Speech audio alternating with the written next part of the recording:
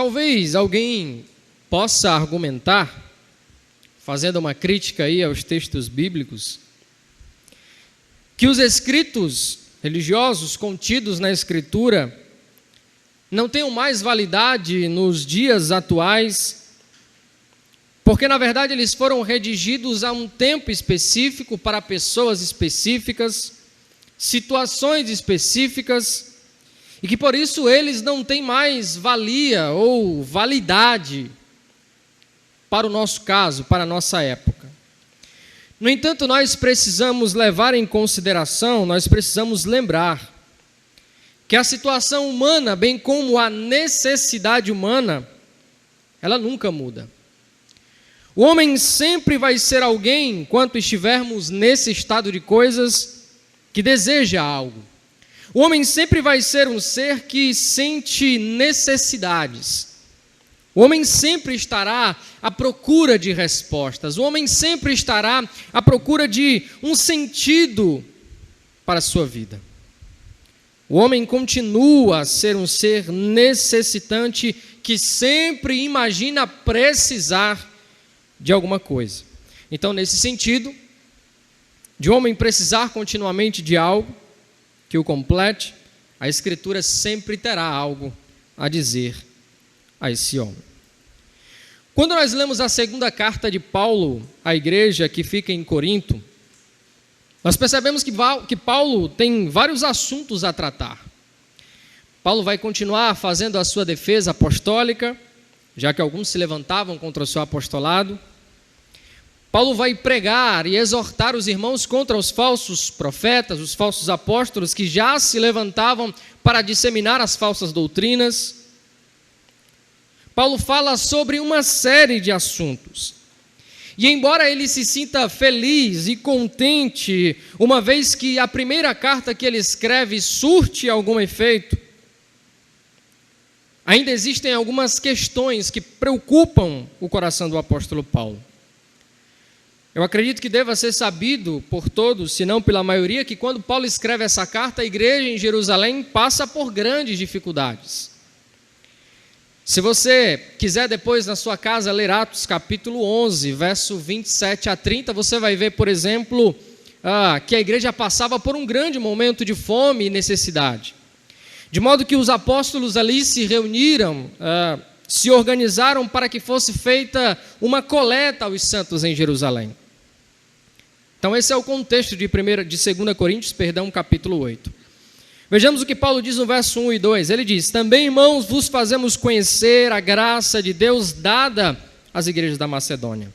Como muita prova de tribulação, houve abundância do seu gozo, e como a sua profunda pobreza abundou em riqueza da sua generosidade.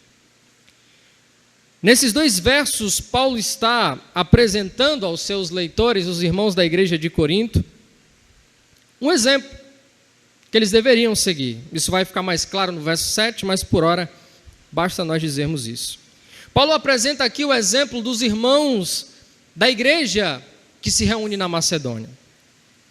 Ele está dizendo que, da mesma forma que esses irmãos são solícitos, caridosos, generosos, da mesma forma que esses irmãos são desprendidos do amor às coisas, às riquezas desse mundo, aos bens terrenos, eles, os coríntios, também devem ser. E se você conhece a igreja em Corinto, você sabe que muito provavelmente Paulo usar o exemplo de outra igreja para exortar os coríntios deveria ter sido muito difícil de ouvir para eles. Já que muitas pessoas daquela igreja, por exemplo, se consideravam tão espirituais e tão santas que elas não necessitavam seguir o apóstolo Paulo. Elas não necessitavam nem mesmo seguir ao próprio apóstolo Pedro. Algumas diziam que seguiam apenas a Jesus.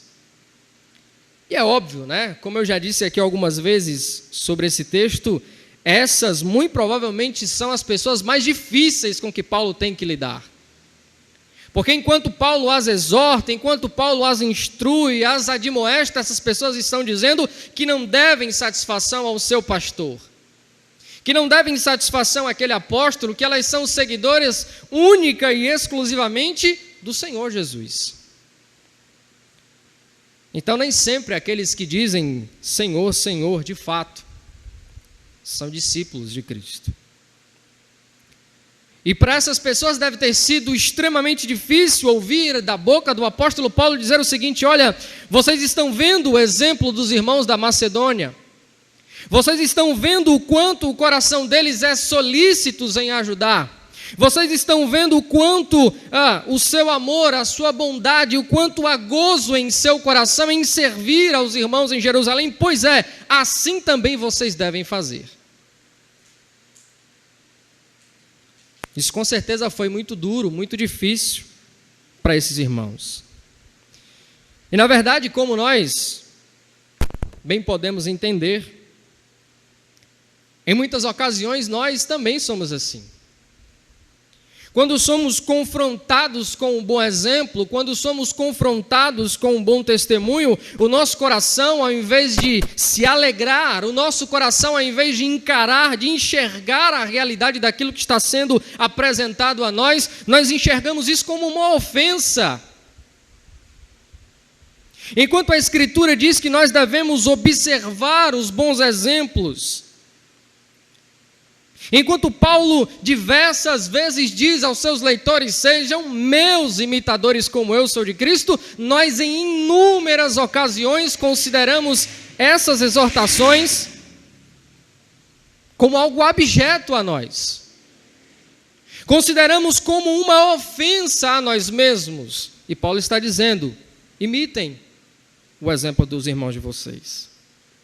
Olhem para os irmãos de vocês, vejam o seu bom testemunho e sigam-no. Eu gostaria aqui de abrir um pequeno parênteses, né? Nós mal começamos, eu já abri aqui um parênteses, né? Para elucidar aqui uma rápida questão. Não há nada de errado em nós admirarmos pessoas como John Piper, MacArthur, Augusto Nicodemos, Paul Washer. Não há nada de errado nisso.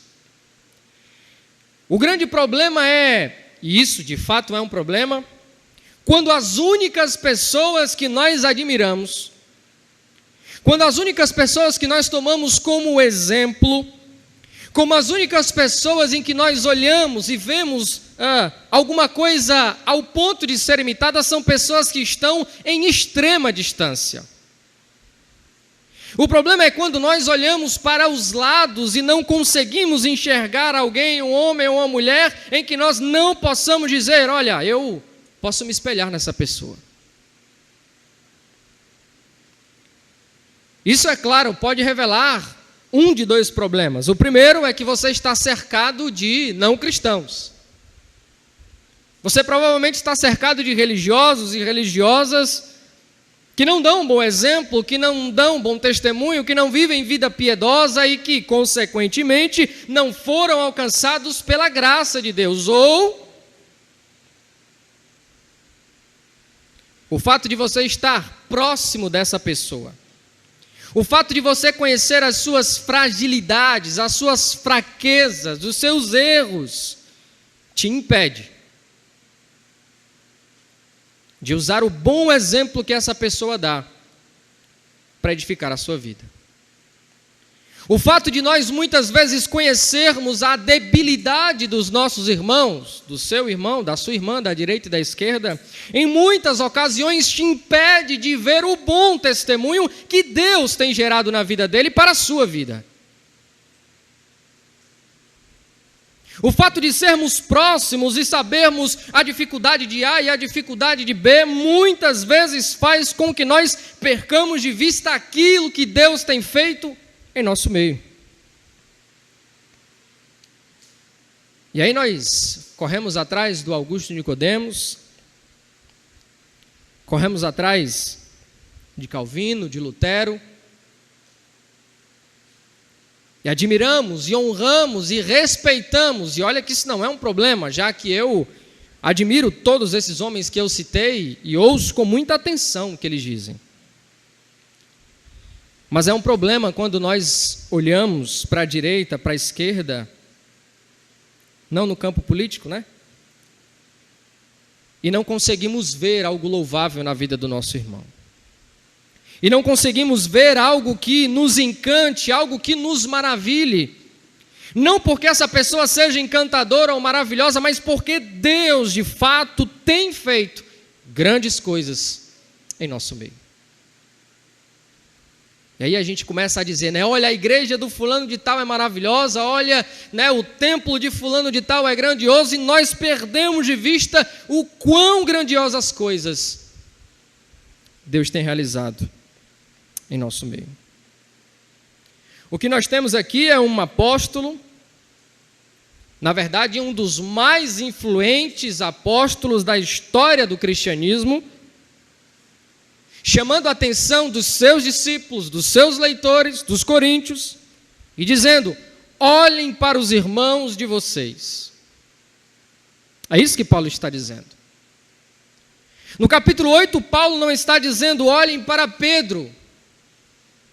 Ele não está dizendo: olhem para Apolo. Ele não está nem mesmo dizendo: olhem para mim. Ele está dizendo: olhem para os irmãos de vocês da Macedônia, olhem o seu bom exemplo, olhem o seu testemunho e sigam esse testemunho. Imitem o seu bom comportamento. Imitem a sua boa conduta, a sua vida de piedade. O Paul Washer tem um vídeo postado no YouTube que tem o título: A quem você está imitando? Depois, quando você tiver tempo, vá no YouTube, procure esse vídeo, é muito edificante. Quando o Paul Washer está concluindo o vídeo, ele diz que muitas pessoas citam Calvino. E por sinal, eu sou uma delas, né? Esse sermão está recheado disso. Muitas pessoas andam com a Bíblia, por exemplo, do John MacArthur. Muitas pessoas gostam muito das institutas cristãs. Mas ainda assim essas pessoas se parecem com o mundo. Embora elas tenham decorado a confissão de Santo Agostinho, tenham lido a Trindade, embora elas tenham, como se diz, uma boa teologia, elas infelizmente ainda se parecem com o mundo. Elas fazem as suas escolhas, se são infralapsarianas, supralapsarianas ou sei lá o quê. Mas essa boa teologia nada tem feito na vida dessas pessoas. E então, citando Leonard Ravenhill, o que nós na verdade precisamos não são de novos conceitos do cristianismo. O que nós precisamos de fato não é do surgimento de novas boas teologias, porque nós já temos boa teologia. O que nós precisamos é da velha demonstração da verdadeira vida cristã. E como nós podemos fazer isso? Observando aquilo que Deus tem feito através da vida dos nossos irmãos. Nós podemos enxergar na prática o que o cristianismo faz quando nós conseguimos enxergar Deus na nossa comunidade. Quando nós conseguimos enxergar que em nosso meio existem pessoas que outrora viviam uma vida de engano, uma vida de mentira, de luxúrias e prazeres, e agora essas pessoas dobram os seus joelhos diante de Deus. Então nada contra você admirar o Paul Washer, o MacArthur, John Piper, Nicodemos, Hernandes, eu também admiro. Mas nós muitas vezes nos esquecemos de voltar os nossos olhos para quem está do nosso lado. E nos esquecemos de ver o que Deus tem feito, tão perto de nós. E nós buscando tão longe, como diria Agostinho. E aí aqui eu encerro meu parênteses. É exatamente isso que Paulo deseja oferecer aos seus leitores. Paulo está dizendo: olha, vocês precisam de boas referências cristãs. Vocês precisam observar que existem bons irmãos em Cristo Jesus, irmãos que têm um excelente exemplo, vida piedosa, e é esse exemplo, essa vida que vocês precisam imitar. homens e mulheres com vida e conduta louvável, vocês devem seguir. É interessante notar que o que Paulo apresenta como sendo fruto da graça de Deus, no verso 1 e no verso 2, são duas coisas que muitas vezes nós consideramos paradoxal no Evangelho. E eu repito aqui o texto, olha o que diz: também, irmãos, vos fazemos conhecer a graça de Deus dada às igrejas da Macedônia. E o que é essa graça de Deus dada às igrejas da Macedônia? Como em muita prova de tribulação houve abundância do seu gozo. E como sua profunda pobreza abundou. 2, em riquezas da sua generosidade. O que Paulo está dizendo aqui categoricamente é que a abundância de gozo, a abundância de alegria, de contentamento, de felicidade e a riqueza da generosidade são frutos da maravilhosa graça de Deus na vida dos macedônios. Paulo está dizendo aos coríntios: olha, sim, esses irmãos são louváveis pelo que estão fazendo. Sim, é bom que vocês imitem o seu exemplo, porque há alegria, há contentamento, há satisfação naquilo que eles estão fazendo, mas é preciso que vocês entendam que essa abundância de gozo, essa riqueza de generosidade, que é o que ele diz no verso 2, são frutos da graça de Deus. Não pode ser de outra forma.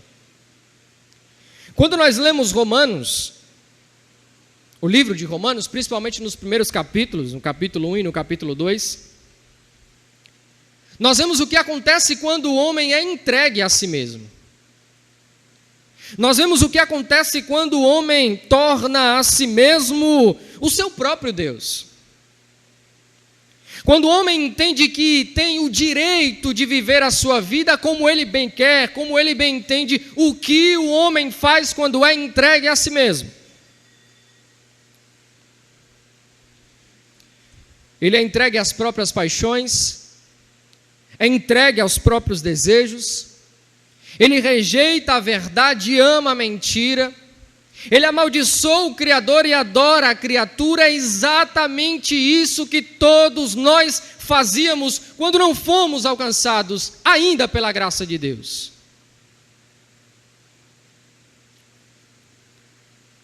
Quando estávamos perdidos e mortos em nossos delitos e pecados, conforme Paulo fala em Efésios capítulo 2, era exatamente isso que nós fazíamos.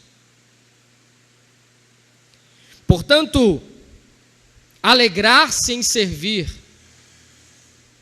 sentir-se satisfeito em doar, em ofertar, só pode ser fruto da graça de Deus. De modo que quando nós ouvimos Paulo citar o caso dos macedônios, em particular modo, a graça como o agente produtor desse gozo e dessa generosidade é visto de maneira ainda mais peculiar. Já que Paulo parece contrastar aqui a pobreza dos macedônios com a riqueza da igreja em Corinto. Na verdade, não a riqueza da igreja em Corinto, mas a cidade de Corinto. Quando nós falamos da igreja de Macedônia, nós falamos aqui basicamente de duas igrejas. A igreja que estava em Filipos e da igreja que estava em Tessalônica. Se você é um bom leitor de Atos dos Apóstolos, capítulo 16 e capítulo 17, você vai perceber que essa igreja era não apenas pobre, era não apenas necessitada, mas também perseguida por causa da sua fé, por causa do Evangelho. E o que Paulo está fazendo aqui é levar o exemplo desses irmãos que vivem em pobreza, que vivem em necessidade, que vivem em perseguição e dizer: olha, há gozo no coração desses irmãos. Há generosidade mesmo diante de muita pobreza. Há contentamento mesmo diante de muita necessidade. E é exatamente dessa forma que vocês precisam se comportar. Paulo então contrasta a profunda pobreza dos irmãos da Macedônia com a grandiosa e opulenta luxúria da cidade de Corinto. Paulo diz no verso 2 que existem evidências dessa pobreza. Ele diz que esses irmãos não são pobres simplesmente porque foi comunicado a eles. Como em muita pobreza e muita prova de tribulação, houve abundância do seu gozo, e como a sua profunda pobreza abundou em riquezas da sua generosidade. Eu acredito que só isso já deveria nos levar a pensar sobre o nosso próprio posicionamento, sobre como nós entendemos as coisas nos dias atuais, sobre qual perspectiva nós temos encarado a realidade. Veja, por vezes nós reclamamos, em muitas ocasiões nós murmuramos, nós questionamos o nosso próprio Deus sem sequer passar 30% daquilo que os irmãos da igreja em Macedônia passavam.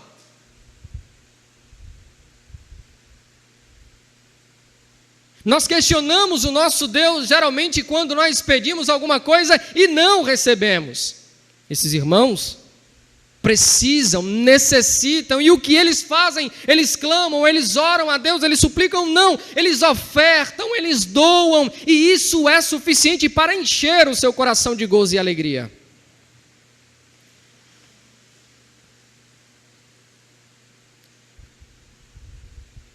Quando nós encaramos a realidade sobre essa perspectiva, quando nós não enxergamos o que Deus tem feito tão próximo de nós, quando murmuramos, reclamamos e questionamos as situações,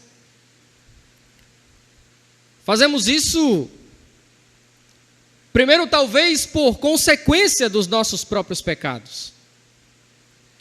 Nós tomamos uma série de atitudes, decisões. A Escritura diz não faça e nós fazemos, ela diz não vai e nós vamos. E sim, os nossos pecados foram perdoados, passados, presentes e futuros, mas as consequências, infelizmente, ainda vêm sobre nós. Então, em muitas ocasiões, nós tomamos péssimas decisões, fazemos péssimas escolhas, e quando as consequências vêm sobre nós, a primeira atitude que nós tomamos não é reconhecer o nosso erro, não é reconhecer o nosso pecado. É questionar a Deus. É murmurar contra Deus. Ou, nós podemos fazer isso porque nós agimos e insistimos em sermos o nosso próprio Deus. Em suma, nós temos ouvido o Evangelho, isso que o presbítero Tiago falou, temos recebido a Escritura, temos recebido a graça, a justificação que há em o nome e no sangue de Jesus, mas ainda assim, em muitas ocasiões, consideramos a nossa vontade como é que precisa ser satisfeita. Consideramos o nosso entendimento como aquele que precisa ser levado em consideração e não o que a palavra de Deus diz.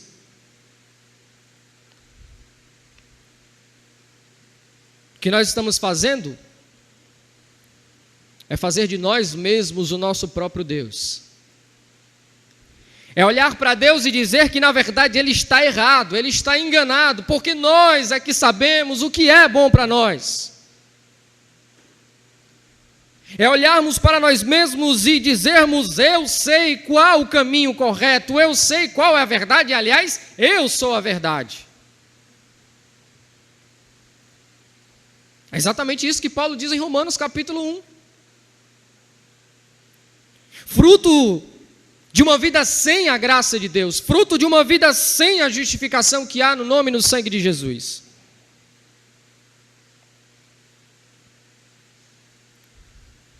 E o que Paulo está nos mostrando? Está nos mostrando pessoas que não têm riquezas, pessoas que muito provavelmente não têm paz social, de acordo com Atos 16, 17, eram constantemente perseguidos por causa do Evangelho. Pessoas que tinham inúmeros motivos para se entristecer, segundo a perspectiva de muitas pessoas no nosso tempo. Aflitas, necessitadas, perseguidas. E o que essas pessoas estão fazendo, irmãos? Nós não vemos sequer uma citação do apóstolo Paulo falando que essas pessoas estão clamando a Deus por alguma coisa. O que nós vemos é Paulo dizer que eles se sentem felizes, satisfeitos, contentes, porque foi dada a eles a oportunidade de servir aos seus irmãos em Jerusalém.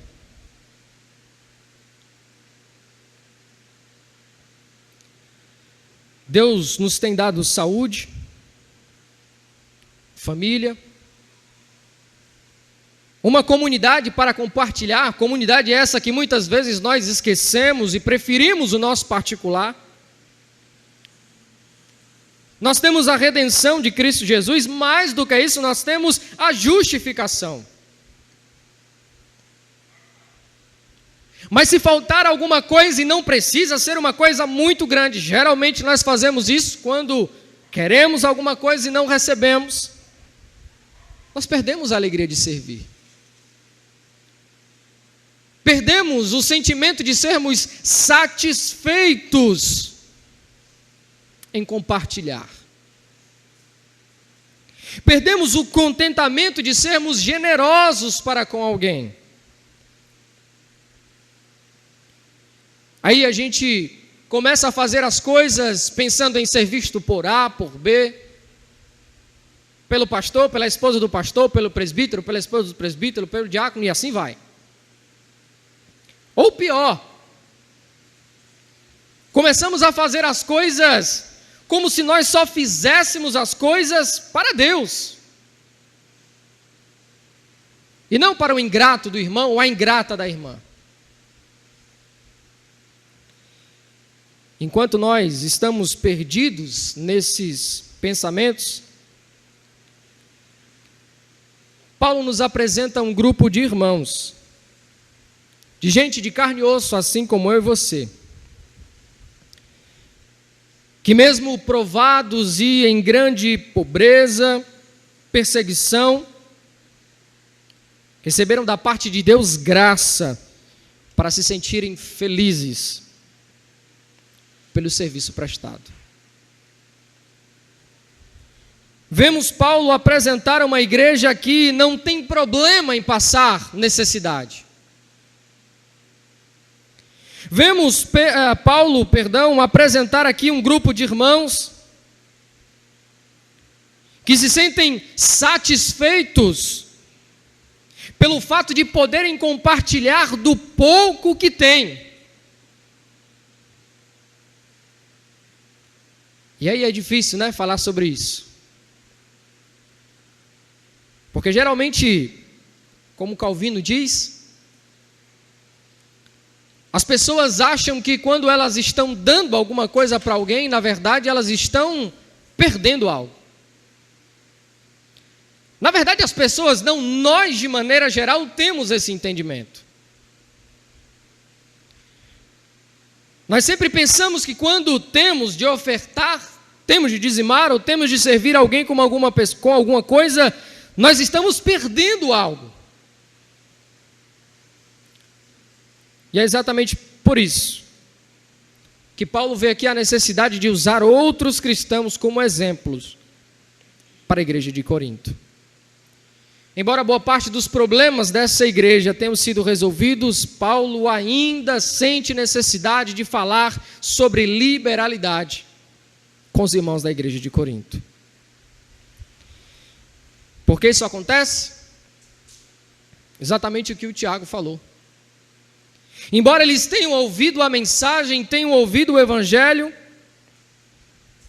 embora tenham sido duramente confrontados pelo apóstolo, ainda havia em seus corações resistência. Eles ainda porfiavam por seus próprios interesses.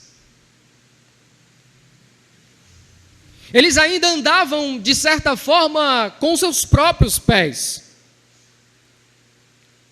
E é exatamente por isso que Paulo escreve a segunda carta e ele ainda precisa defender o seu apostolado. Ele escreve a segunda carta e ele precisa falar dos falsos apóstolos, porque muitas pessoas estão dando ouvido aos falsos apóstolos. Ele escreve a segunda carta e ele ainda precisa falar que nós precisamos considerar o nosso irmão, o nosso semelhante, antes da nossa própria liberdade. Em muitas ocasiões, os irmãos dessa igreja ainda viviam sobre os seus próprios desejos, suas próprias vontades. E vendo isso, Paulo sente a necessidade de dar o exemplo a esses irmãos.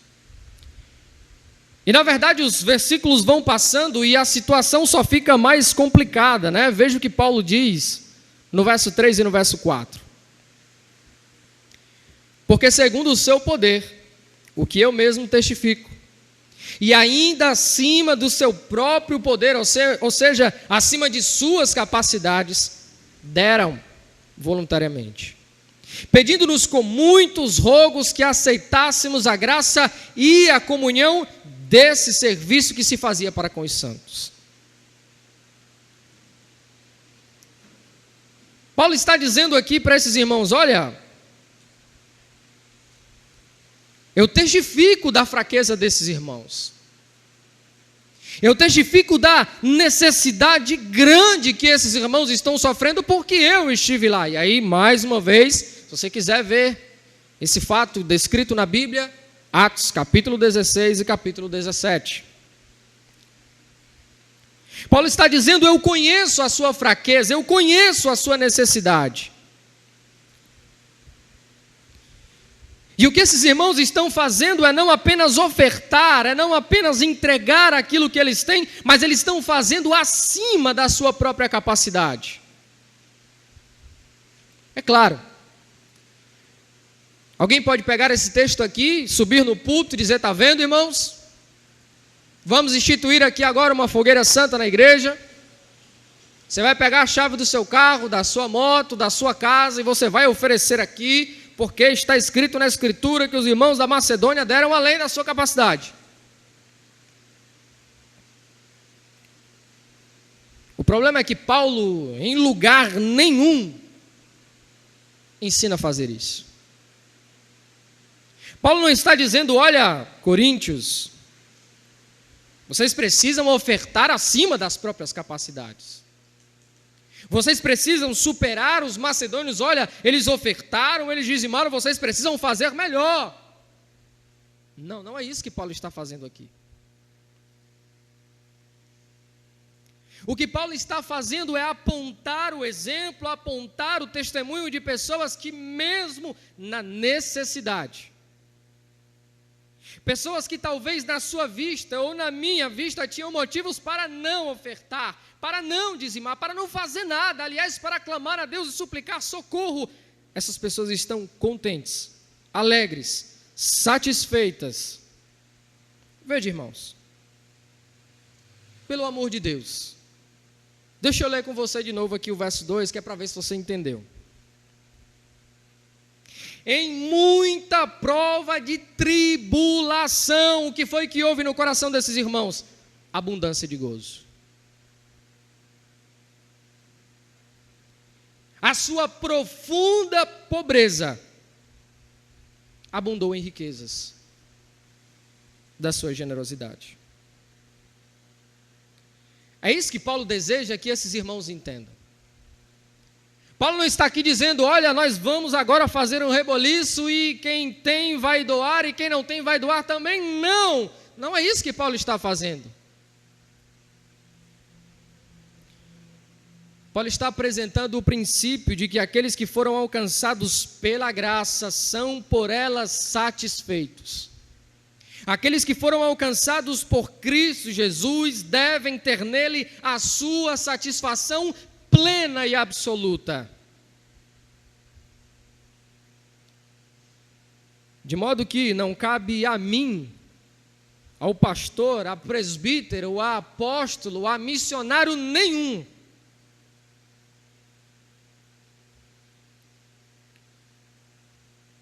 fazer com que você seja satisfeito, fazer com que você seja realizado nas suas proposições. Cabe a você ser satisfeito no seu Senhor. Cabe a você receber aquilo que Jesus ensinou e disse aos discípulos quando ele falou: eu deixo-vos a minha paz. Eu peço que vocês orem, quando vocês orarem, orem em meu nome, para que o gozo de vocês seja completo.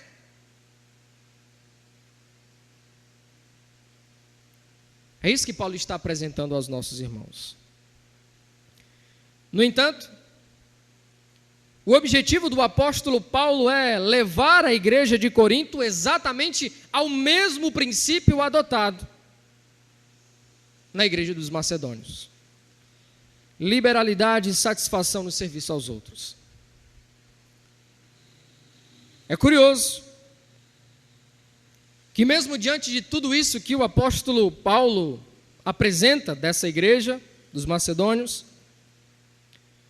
mesmo diante das adversidades que sobrevinham a eles, a alegria e o contentamento que eles tinham em Cristo Jesus eram superiores, aliás, infinitamente superiores às suas tristezas. E aí, vou abrir um segundo parênteses aqui que eu não iria abrir, né?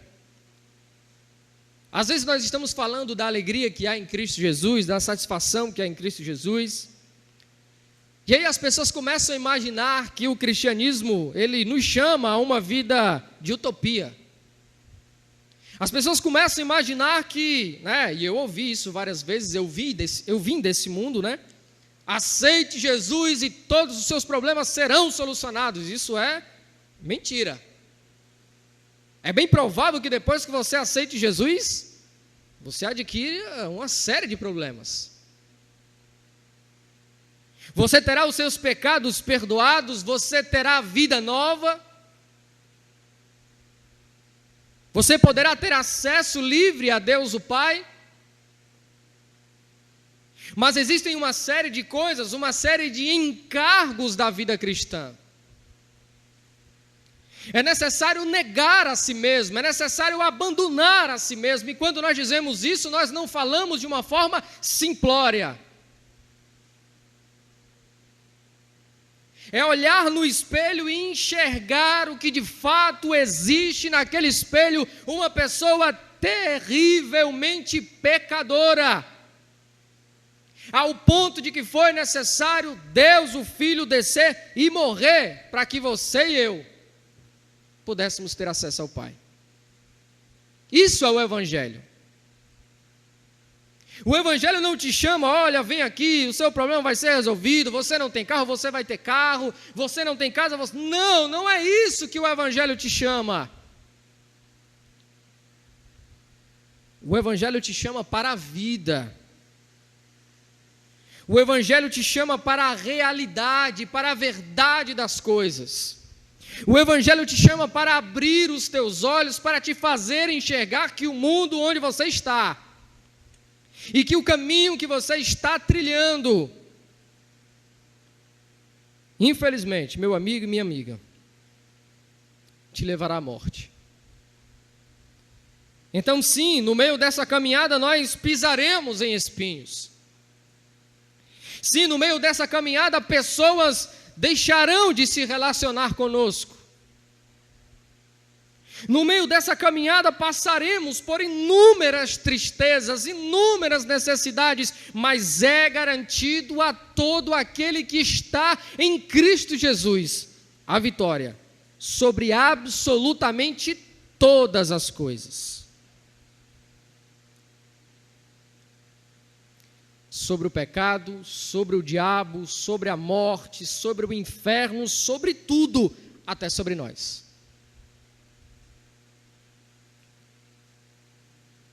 O Evangelho garante que seremos vencidos pelo próprio Deus.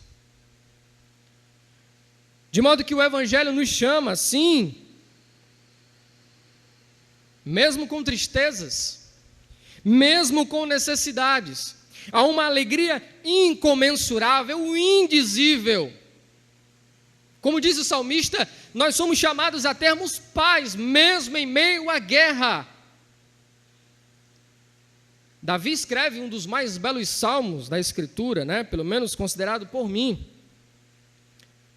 É um salmo onde ele diz: eu deito e logo durmo, logo adormeço, porque do Senhor vem o meu socorro, do Senhor vem o meu sono, do Senhor vem o meu descanso.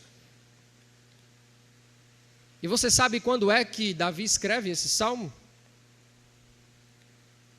Quando ele está sendo perseguido pelo seu próprio filho. Ele escreve esse salmo mesmo contrariado pelo filho que ele mais ama. De modo que o seu general precisa repreendê-lo e dizer: olha, o senhor precisa tomar uma atitude, senão seu filho vai te matar. Davi compõe esse salmo: olha, eu me deito e logo durmo, porque do Senhor vem o meu descanso. É a isso que nós somos chamados. Somos chamados a termos em Cristo, no nosso Senhor, gozo completo, gozo absoluto. Agora, se nós olharmos para as coisas desse mundo, se nós olharmos para essa realidade de coisas, e buscarmos aqui a nossa felicidade, aqui o nosso contentamento, eu sinto muito, meu querido e minha querida, você nunca vai encontrar. Só há vida, só há gozo, só há contentamento, só há paz, em um único nome. Só há satisfação plena e completa estando nós em Cristo Jesus. É nele que nós devemos estar. Enfim, voltando ao texto, o objetivo então de Paulo é dar esse exemplo. É mostrar aos irmãos dessa igreja que eles precisam se contentar em Cristo Jesus. E embora os nossos irmãos lá da Macedônia fossem pobres, necessitados, aflitos, a alegria era suficiente para eles sentirem-se completos e satisfeitos em Cristo Jesus. De modo que nós devemos então nos perguntar: quantas oportunidades Deus nos tem dado? Quantas chances tem se apresentado diante de nós para nós sermos preenchidos por essa graça? Vou dizer uma coisa aqui, Quantas vezes nós permitimos que o Senhor enchesse o nosso coração de alegria e satisfação? Quantas vezes nós permitimos que, mesmo na dificuldade, mesmo na tristeza, fôssemos usados e chamados a servir? Quantas vezes tristes, Deus nos vocaciona e nos chama a alegrar pessoas. Quantas vezes, precisando de uma ajuda, Deus nos apresenta pessoas em situações muito mais difíceis que nós e nos leva a ajudar essas pessoas. Quantas vezes nos sentindo solitários, incompreendidos, Deus faz com que pessoas que precisam ser ouvidas, amadas, acolhidas, compreendidas, aceitas, venham até nós. É bem verdade que, inúmeras vezes, nós não somos como os macedônios. Nós não transformamos a nossa pobreza, não transformamos a nossa necessidade. Aí eu lembro aqui de um sermão do pastor. Nós não transformamos a nossa carência em saldo. Não transformamos a nossa pobreza em riqueza. Não transformamos a nossa angústia em contentamento, em paz. Pelo contrário. Vez ou outra nós nos fazemos de seguidores de nós mesmos. Nós desejamos compreensão, satisfação. Nós exigimos atenção do pastor, do presbitério da igreja, do irmão da direita, do irmão da esquerda, do irmão que está na frente, do irmão que está atrás. E nós nos esquecemos que o nosso mestre, o Senhor Jesus, quando nos chamou a segui-lo, disse que nós tínhamos que fazer exatamente a mesma coisa que ele fez. E o que ele fez, diante do Getsêmani, diante da possibilidade de tomar o cálice completo da ira de Deus, de tomar os pecados da humanidade, de ser separado do próprio Deus, o que os teólogos obviamente não explicam e não explicarão. Diante de toda essa agonia, ele transpira sangue e fala: Pai, se possível, afasta de mim esse cálice. E o que Jesus faz depois? Todavia seja feita a tua vontade, não a minha. Jesus diz: todo aquele que quer me seguir, negue-se a si mesmo.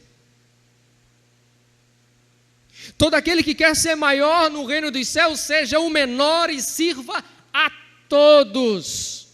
E o que nós fazemos? Diante do que temos ouvido, diante do que Cristo nos deixou como exemplo, nós queremos ser sempre servidos, sempre ouvidos, sempre compreendidos, sempre satisfeitos. E assim, perdemos a maravilhosa oportunidade de transformar a nossa pobreza em riqueza. Perdemos a majestosa oportunidade de sermos plenos da graça de Deus. E aqui vai um ponto curioso, né? Calvino diz que quando Paulo escreve o capítulo 8, ele tenta suavemente, levar os seus ouvintes a entenderem que eles não deveriam esperar serem chamados ao serviço. Paulo procura de forma muito sutil instruir os seus irmãos ao seguinte: olha, vejam o exemplo dos irmãos de vocês. Eles não apenas ofertaram segundo as suas posses, mas acima das suas posses. Eles não apenas ofertaram para os irmãos de Jerusalém, eles se doaram. De modo que nós nem mesmo precisamos clamar a Ele essa oferta, eles rogaram a nós que fossem participantes dessa graça. Olha, vocês precisam seguir o exemplo dos irmãos de vocês. Vocês precisam entender que não é necessário eu chegar aqui, escrever uma carta e dizer: ofertem aos irmãos de vocês.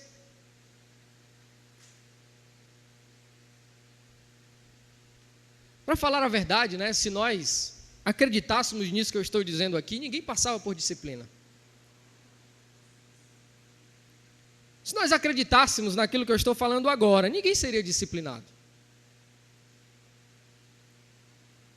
Porque nós não pensaríamos na nossa satisfação. Nós não pensaríamos no nosso próprio ego, no nosso próprio desejo. Nós não pensaríamos que quando nós ofendemos o nosso irmão, a nossa irmã, fazemos isso porque nos achamos superiores a ele, a ela. Que Deus nos dê graça para acreditar em sua palavra. Que Deus nos dê graça para viver o seu evangelho. Bom, esse fato de que Paulo tenta suavemente dizer isso aos coríntios vai ser um pouco mais nítido no verso 7, mas por hora o que precisa ficar claro aqui é que, vez ou outra, Paulo precisa dar alguns rodeios para falar com esses irmãos. De maneira que Calvino literalmente diz que Paulo louva os macedônios a fim de incitar, veja bem. Segundo Calvino, e aí, longe de mim, né? O que Paulo está fazendo aqui é elogiar os irmãos da Macedônia para que, caso os irmãos de Corinto sintam alguma espécie de ciúmes, eles comecem a fazer exatamente a mesma coisa que os irmãos da Macedônia estão fazendo.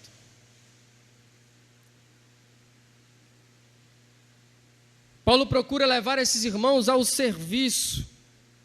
Paulo procura levar esses irmãos a sentirem-se alegres, felizes, satisfeitos, da mesma forma que os irmãos da Macedônia se sentem, no serviço. E é exatamente por isso que Paulo diz que todo esse serviço, toda essa alegria, esse contentamento são frutos da graça de Deus. O que ele está fazendo é dizer, olha, vocês precisam também ser cheios dessa graça. Vocês não apenas precisam, mas podem ser revestidos dessa graça.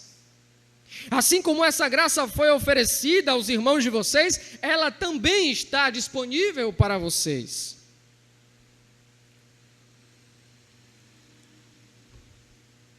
Isso, na verdade, revela a que distância estão essas duas igrejas da vida piedosa. A que distância estão esses dois grupos de indivíduos de uma vida prática na fé cristã? Paulo procura dizer, mesmo de forma indireta, que uma vez alcançados pelo Evangelho, uma vez recebendo a mensagem de Cristo, uma vez que o sangue nos alcançou, todos nós deveríamos considerar como lucro desprender-se de algo no serviço do nosso semelhante. Infelizmente, como eu disse no início, nem todos consideram doar uma vantagem. Tampouco nem todos atribuem o fato de que precisam servir, de que precisam ajudar, como algo que vinha da graça de Deus. Geralmente a gente faz o contrário. Quando nós somos auxiliados e ajudados, louvamos e agradecemos a Deus. Mas em inúmeras ocasiões, quando chega o momento de nós ajudarmos, quando chega o momento de nós ofertarmos, nós retemos a nossa mão. Não há alegria, não há contentamento, não há satisfação. Pelo contrário. Muitas vezes entendemos que quando uma coisa nossa é doada, nós estamos perdendo ao invés de ganhar. É exatamente o contrário que Paulo quer apresentar aqui. Ele está dizendo todas as vezes, nas entrelinhas, que nós doamos, todas as vezes que nós servimos, todas as vezes que você vem a esse lugar, ou todas as vezes que você serve ao seu irmão, à sua irmã, seja com qualquer coisa, você não está perdendo o seu tempo, você não está perdendo o seu dinheiro, você não está perdendo as suas coisas, você está sendo preenchido pela graça de Deus. E veja bem, para que depois não saia dizendo, né, que eu estou falando aqui, que quanto mais nós fazemos, mais somos cheios da graça. Não é o fato de nós fazermos que nos faz cheios da graça, mas o fato de termos recebido a graça de Deus, o fato de termos sido alcançados por essa maravilhosa graça, e isso é o que nos leva a servir ao nosso semelhante. Ok? E quando nós não fazemos isso? Aí sempre tem alguém pronto para responder, é porque a graça de Deus não me alcançou. Não, é porque o seu coração é duro. É porque você ainda está amarrado às coisas desse mundo, é porque você ainda ama coisas, é porque você ainda ama objetos e não ao seu Senhor. É curioso o fato de que nós, toda vida que temos o dedo da Escritura apontados para nós, tentamos apontar o nosso dedo para a cara de Deus. De modo que é verdade o que o nosso Senhor Jesus Cristo disse: melhor coisa é dar do que receber.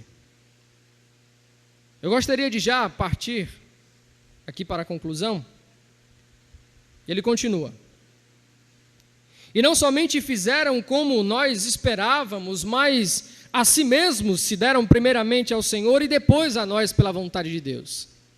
De maneira que exortamos a Tito que assim como antes tinha começado, assim também acabasse essa graça entre vós. Portanto, assim como em tudo abundais em fé, e em palavra, e em ciência, e em toda diligência, e em vosso amor para conosco, assim também abundeis nessa graça. No verso 5, Paulo estaria aqui relacionando a obediência a ele, Paulo, a obediência a Deus.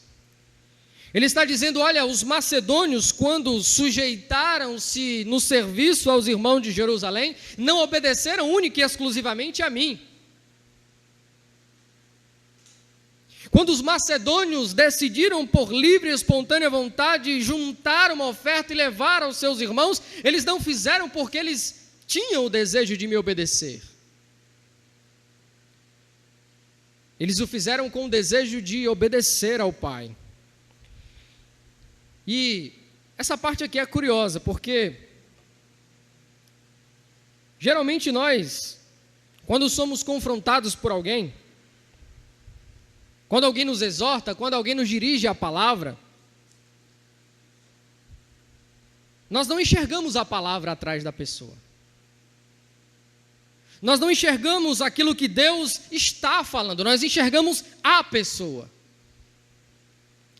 Então, no geral, alguém vem nos exortar, alguém vem: olha, meu irmão, minha irmã, não é assim, não é dessa forma, e nós, ao invés de nos submetermos à vontade do nosso Deus descrita na palavra, nós dizemos: não, você está errado, você está errada.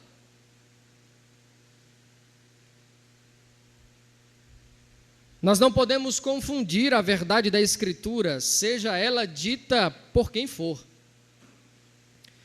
Eu me lembro muito bem, na época que eu evangelizava, eu não posso chamar isso de evangelismo, né? Mas enfim, na época que eu panfletava,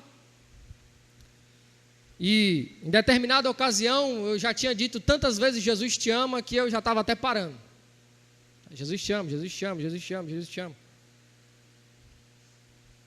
E aí teve uma ocasião que eu fui dar um panfleto para um senhor que estava embriagado, e aí antes que eu abrisse a boca, ele olhou para mim e falou: Jesus te ama. Embora eu esteja falando isso aqui em tom de brincadeira, é curioso o fato de que nós gostamos sempre de olhar para o estereótipo. Nós não encaramos a verdade que nos está sendo apresentada. Nós não encaramos o evangelho que está sendo exposto diante de nós, nós encaramos a pessoa que está falando.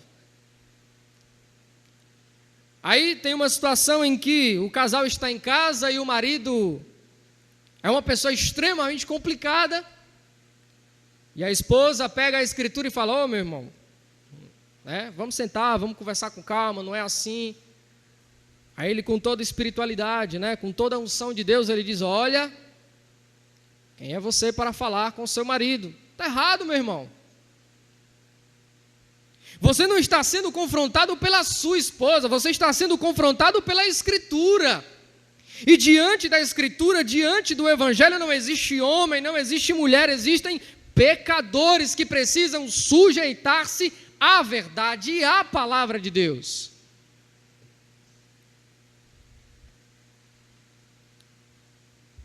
O problema é que às vezes a gente olha no espelho e gosta do que vê. Nós olhamos no espelho e admiramos aquela imagem que nós vemos. Nós a admiramos tanto, nós ficamos tão encantados por ela que a consideramos superior ao nosso semelhante. De modo que não há nada nem ninguém que nos faça voltar atrás dos nossos erros e dos nossos pecados. Eu sempre digo, às vezes eu estou conversando com alguns irmãos e eu digo, olha, Jesus pode descer aqui e falar isso para você. Você vai dizer, Jesus, eu sinto muito, mas o senhor está errado.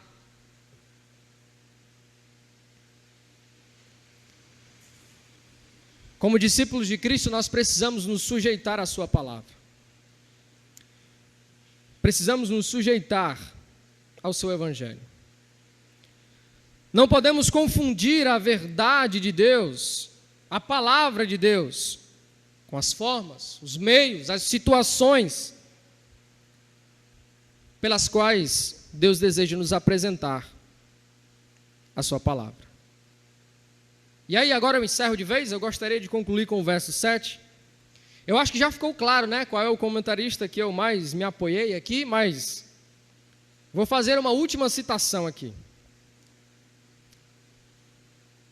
Para Calvino, quando Paulo escreve o capítulo 8 e em particular o verso 7, Paulo está tomando aqui uma série de precauções a fim de que os seus leitores aceitem o seu recado. Ele procura fazer alguns rodeios, alguns artifícios, que de um lado podem ser vistos como, em primeiro lugar, elogio por parte dos macedônios. Paulo no verso 7 vai agora elogiar os coríntios. Ele vai dizer, olha, vocês têm muita fé, vocês têm muita piedade. Olha o que ele diz, portanto, assim como em tudo abundeis em fé, e em palavra, e em ciência, e em toda diligência, e em vosso amor para conosco, assim também abundeis nessa graça. Então Paulo procura aqui dar algumas indiretas para a igreja em Corinto. Paulo está dizendo, sim, vocês abundam em fé. Vocês abundam em palavra. Vocês têm muita ciência, muita diligência. E o vosso amor, essa é a parte que eu acho mais interessante, né? E o vosso amor para conosco. Paulo escreve 2 Coríntios, e ele ainda precisa se defender. Ele escreve essa carta e ele ainda precisa acusar os falsos apóstolos que estão dizendo que ele, Paulo, não tem autoridade na igreja. Mas ele está dizendo, olha, o vosso amor para conosco é grande. E ele conclui, tendo vocês muita fé, muita palavra, muita ciência, muita diligência, o vosso amor para conosco assim também abundeis nessa graça. Paulo está dizendo sim, diante de tudo que vocês têm, diante de tudo que vocês têm recebido, essa palavra, essa ciência, essa fé, esse amor, diante de tudo isso, abundem nessa graça.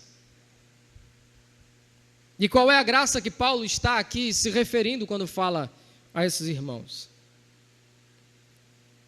O que esses irmãos têm ainda que exercitar, tendo palavra, tendo amor, tendo ciência, tendo fé, o que falta a esses irmãos?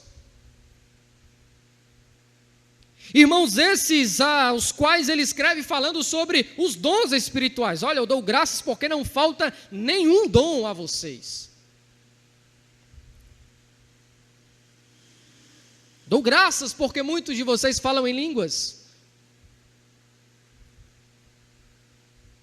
Qual é então a graça que falta aos nossos irmãos em Corinto? Que Paulo vem dizendo desde o início do capítulo 8. Existe ainda nesses irmãos a necessidade de sentirem-se alegres, felizes e satisfeitos em servir aos seus semelhantes. Muitas vezes, irmãos, nós somos chamados a exercitar isso. Deus nos coloca em situações, nos apresenta pessoas, mesmo quando nós estamos angustiados, mesmo quando nós estamos tristes, mesmo quando nós estamos clamando a Deus por socorro, mesmo quando estamos clamando a Deus por paz. pessoas têm se apresentado diante de nós, para que nós sirvamos essas pessoas. Deus tem apresentado situações e momentos que exigem que nós tiremos os nossos olhos do nosso próprio umbigo. Tem nos colocado em ocasiões em que nós precisamos parar de entender que nós somos o eixo do universo, para que nós possamos assim servir ao nosso irmão e à nossa irmã. O meu pedido e a minha oração essa noite é para que, se essa for a vontade de Deus, Ele assim o faça em nossas vidas. Ele nos dê pleno contentamento. Ele nos dê alegria, nos dê satisfação. Não para depois nós dizermos, olha, está vendo, está nessa situação porque eu ajudei, não.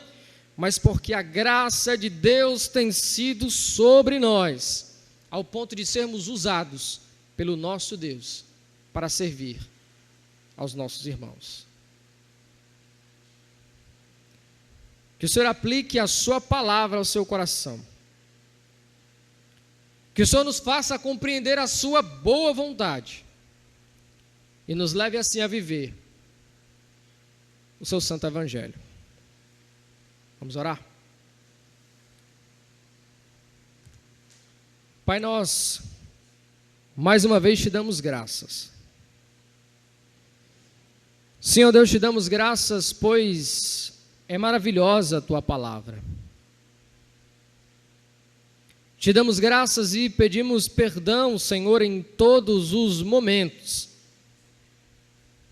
em que cerramos as nossas mãos para servir, em que cerramos os nossos ouvidos, em que tapamos os nossos ouvidos para ouvir aquele que precisa ser ouvido, Senhor, em que fechamos os nossos olhos para contemplar, acompanhar aquele que precisa ser cuidado por nós. Pedimos perdão, Deus, quando Tu nos chamas ao serviço, e isso nós não temos feito. Sim, Deus, nós reconhecemos como comunidade, como igreja, que nós temos sido falhos, ó Deus, nessa área. E nós pedimos a Ti, suplicamos a Ti que Tua graça esteja em nossos corações transbordante, a fim de transformar os nossos corações, a fim de nos levar a compreender, ó Deus, que somos chamados discípulos de Cristo, que somos chamados cristãos, por termos o dever de seguirmos o seu exemplo, que não viveu baseado em sua própria vontade, em seus próprios interesses, mas veio servir a nós, de modo que nós agora devemos servir aos nossos irmãos. É essa graça que nós te pedimos, é essa graça que nós te suplicamos essa noite, Senhor. Que o Teu Espírito Santo preencha os nossos corações, dirige a nossa mente, o nosso entendimento, para a Tua vontade, ó Deus. Em tudo isso nós te damos graças em Jesus.